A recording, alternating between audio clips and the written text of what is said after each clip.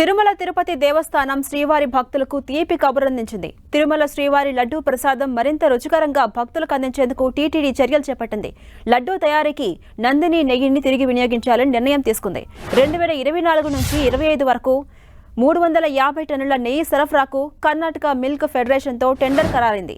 KG నెయ్యి 470 రూపాయల చొప్పున టీటీడీకి నెయ్యి సరఫరా చేయబోతోంది కేఎంఎఫ్. ఇప్పటికే 2 ట్యాంకర్ల నందిని నెయ్యి తిరుమలకు చేరుకుంది. ప్రసాదాల తయారీకి రోజుకు 10,000 కేజీల నెయ్యిని వినియోగిస్తోంది టీటీడీ. గత వైసీపీ పాలనలోని బోర్డు నిర్ణయాల కారణంగా నెయ్యి సరఫరాను నిలిపేసింది కేఎంఎఫ్.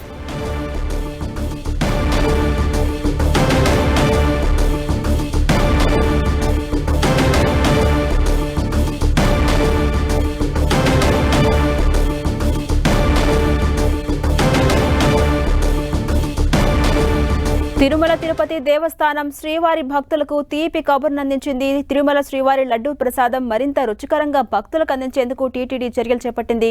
లడ్డూ తయారీకి నందిని నెయ్యిని తిరిగి వినియోగించాలని నిర్ణయం తీసుకుంది టీటీడీ. 2024 నుంచి 25 వరకు 350 టన్నుల నెయ్యి సరఫరాకు కర్ణాటక మిల్క్ ఫెడరేషన్తో టెండర్ ఖరారైంది. కేజీ నెయ్యి 470 రూపాయల చొప్పున టీటీడీకి నెయ్యి సరఫరా చేయబోతోంది కేఎంఎఫ్. ఇప్పటికే 2 ట్యాంకర్ల నందిని నెయ్యి తిరుమలకు చేరుకుంది.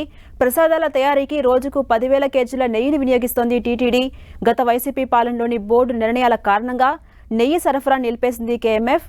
ఇదే అంశంపై మరింత సమాచారం మా ప్రతినిధి శ్రీనివాస్ అందిస్తారు. శ్రీనివాస్, ఝాన్సీ రాణి కర్ణాటకలోని నందిని డైరీ నుంచి నెయ్యి కొనుగోళ్లను టీటీడీ పునరుద్ధరించింది. గతంలో 5 ఏళ్ల క్రితము కర్ణాటక కేఎంఎఫ్ మిల్క్ ఫెడరేషన్ కి సంబంధించి నందిని డైరీ నుంచి తిరుమల తిరుపతి దేవస్థానము నెయ్యిని కొనుగోలు చేసేది.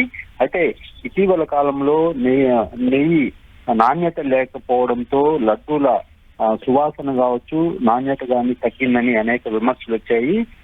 తాజాగా టీటీడీ ఈవోగా బాధ్యతలు చేపట్టిన శ్యామలరావు ప్రధానంగా లడ్డూల నాణ్యత పెంపు, రుచి పెంపు, అదేవిధంగా సువాసన పెంపుల పైన ప్రత్యేకంగా దృష్టి సారించారు. ఈ నేపథ్యంలో టీటీడీకి సరఫరా అవుతున్న నెయ్యి నాణ్యత లేదని గుర్తించడం జరిగింది.